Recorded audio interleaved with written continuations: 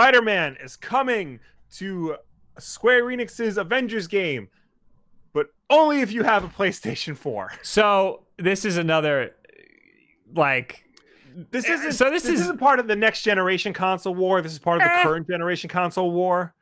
Yeah. But it's a part that doesn't really make a whole lot of sense. I think it encompasses both, and also this is kind of a knock. This is a knock at Square, but also a knock at Sony. Yeah. A lot of people are more mad at Square.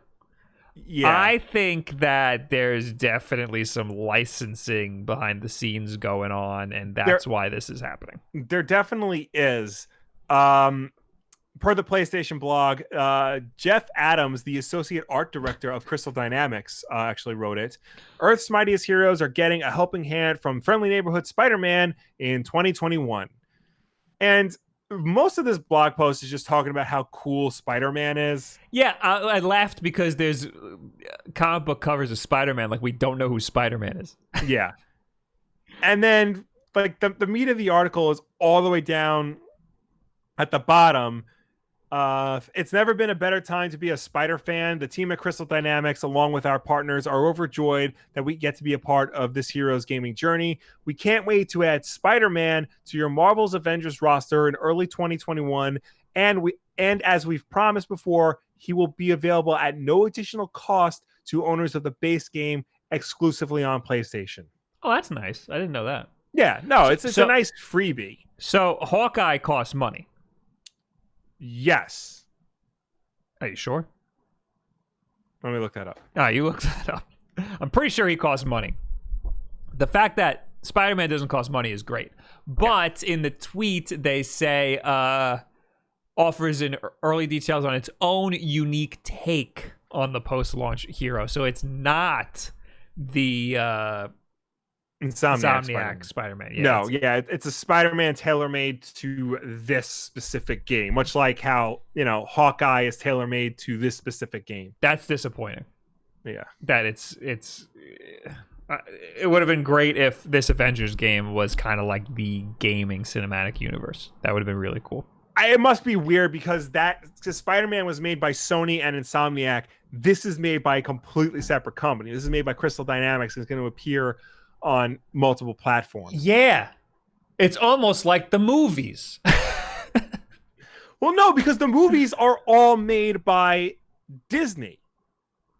Except for Spider-Man, which is... That's what I'm talking about. That's what I'm talking about. So, yeah, I mean, everybody wanted the Spider-Man to be, like, from the game, or at least incorporate it somehow so that you can get this Avengers game to be its own universe. Oh, no. All post-launch heroes, including Hawkeye, are free. Oh. Yeah. Well, that's nice. Yeah. I'm not having it with this game. Like, it's looking better and better, but I think it's not going to be great. I'm not having it. Apparently, review sites and people are posting their reactions to the beta, which isn't public yet. They got their early hands on it, and everything I read is mostly just like it's fine. Like that's it. They really don't have anything too much to say about it. Like there's good parts about it, there's bad parts about it. I think Polygon had an article that said this is the superhero RPG I've been wanting. Yeah, and then Kotaku said like it's not great. Yeah. So but the big thing is that if you play the game on Xbox or PC, you ain't getting the most popular hero. You ain't getting Spider-Man. Too bad. And I think what a lot of people are upset about, and the reason why this doesn't make a whole lot of sense, especially to me, is that Spider-Man appears in Marvel Ultimate Alliance 3, which came out a year after, Insomniac's game, and he appears in Marvel vs. Capcom Infinite, which came out before the Insomniac game. So those games are not exclusive to Sony platforms. In fact, Marvel Ultimate Alliance is a Nintendo exclusive.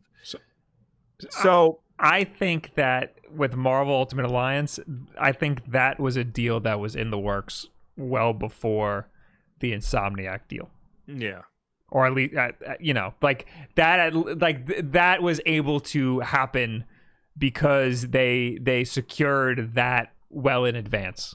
Right. and Marvel like gave them a pass, or I don't know, but I think that this is 100% some weird licensing issue. Yeah, I know. Like part of the reason why Sony got the exclusive console rights to Spider-Man is because of the movies. Mm-hmm. Like, I think that was part of like the deal to get Spider-Man in the MCU.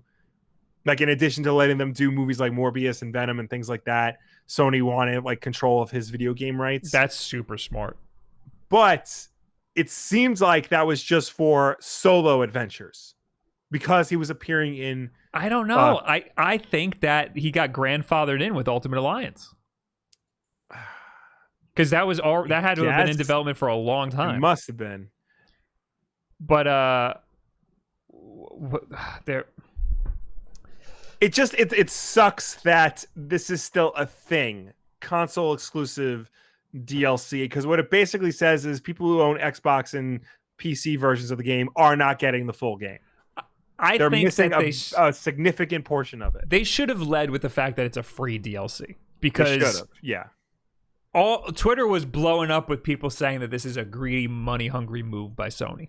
Yeah, but it's free, so like that part, or it's a money-hungry move by Crystal Dynamics. Square, in a sense that I'm sure Sony like had paid something in order for this to happen, and must have, because that's the only way. Like deals like this, the reason why they go down is because the console maker like puts in a large sum of money to the game developer to get some exclusives. Right. I just genuinely think that they just aren't able to put Spider-Man on the other consoles.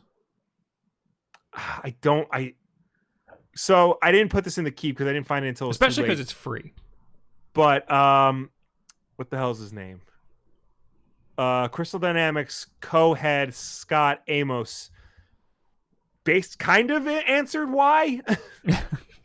He says, so the beauty of Spider-Man and what Spider-Man represents as a character and as a world is, again, it comes back to the relationship with PlayStation and Marvel. We happen to be, once you can execute and deliver, when it comes down to choices of where and what Spider-Man can be, that's a relationship question that PlayStation absolutely has the rights to. That, as you guys know, with Sony's ownership there and Marvel with Sony saying, hey, this is something we can do. This is something we can do on this platform. And so what we do as creators is this is an opportunity that we can make something unique and fun and awesome that we all you just talk about Black Widow. Is he and to be able to have that experience. So we love the idea of being able to bring the character to PlayStation players. But I really do think people will look at this and say, yeah, okay, we get that. We can understand the business being that, the business behind that. But in general, we're making this game for everybody. That doesn't make any sense. And when you say we're making this game for everybody, but not everybody can play everyone's favorite character. Right. Guillermo in the chat here says, I mean, Bob, it can be a free content and be a money-hungry move. Yeah. It's money-hungry in the fact that Sony is locked to PlayStation console. I genuinely think they just wanted Spider-Man, and they were like, the only way we could do it is only have it on PlayStation. But it is also possible that PlayStation was like, here's a bunch of money, make us an exclusive hero. Yeah. Because that's a thing. Like, they do that with Destiny. Destiny was, PlayStation was the console that Destiny 1 launched on, or like Destiny 1 launched on both consoles, Xbox and PlayStation, but PlayStation was like, here's a bunch of money, give us exclusive DLC. Sony did that a lot this generation. I think Microsoft only did it for Tomb Raider. Microsoft did it for the previous generation. Yes. They had a bunch of like Call of Duty, all that stuff. The DLC launched first on Xbox. Mm-hmm. In Destiny, certain guns were locked behind PlayStation only. Yeah. So it's possible both could have happened. I personally, if I had to guess, would just say that there's a licensing issue. I think that most of the evidence goes towards the fact that there's probably just a licensing issue. It's just a shame that like this is still happening, and that it's happening with a character like Spider-Man, because characters, Spider-Man is the most popular. Like that's a fact. You know, the Spider-Man is the most popular Marvel character. So there's a big chance that people who buy this game are Spider-Man fans. But now you're basically saying that a big portion of your audience is not going to be able to play as Spider-Man, their favorite character, unless they play it on a Sony console. So Spider-Man has been Marvel's most popular character since like his inception, basically. Yeah. I'm curious, at the peak of Avengers hype, if he wasn't anymore. Well, from what I remember, at the peak of Avengers hype, what happened was Spider-Man was still like right up there in terms of, this is all in terms of like merchandise sales and overall like general like fan loyalty and whatnot. But Spider-Man was still up there, but what was creeping up wasn't the individual Avengers, it was Avengers as a whole. Right. So what that means to me is that those characters, to most people, are not interesting unless they're together. Right. So I agree with that. Yeah. So they are not interesting unless they're together. I mean, there are good Captain America stories, there are good Iron Man stories and whatnot, but as a whole, like people only seem to care when they're a unit. I get hyped when another character shows up in a solo movie. Right. You know? But what I'm saying, so an Avengers game on its own would probably be fine, but you throw Spider-Man in there, and that just takes it to the whole nother level. Because you got like a group of popular characters who are only popular when they are together, and you got one popular character who's popular no matter what. And that just puts it over the edge. That's why it's such a big deal for Spider-Man to appear in Civil War. Right. So, so Marvel's got to do something with Spider-Man. They gotta really figure this out. Maybe Disney should just buy Sony. No, because that's bad in general. Yeah, no, they do gotta figure something out with that character because it's their most popular character, and they were just like, here you go, Sony, do whatever you want. Yeah, they messed up in the 90s. Yeah, most of the comics messed up in the 90s. But I guess this is like the equivalent of if this was the Justice League, for example, but you can only play as Batman on the PlayStation version. Yeah.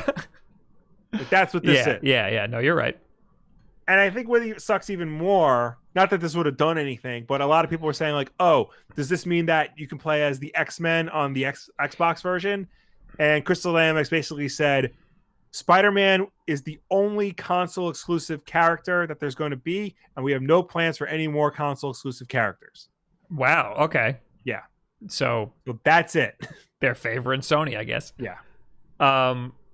I saw people saying that they should do like what Soul Calibur did and have a different hero for each console. But that's apparently not going to happen. Yeah. I mean, I don't think that's a thing anymore either, because there's just too much money to be had for like getting exclusives on one platform. Yeah.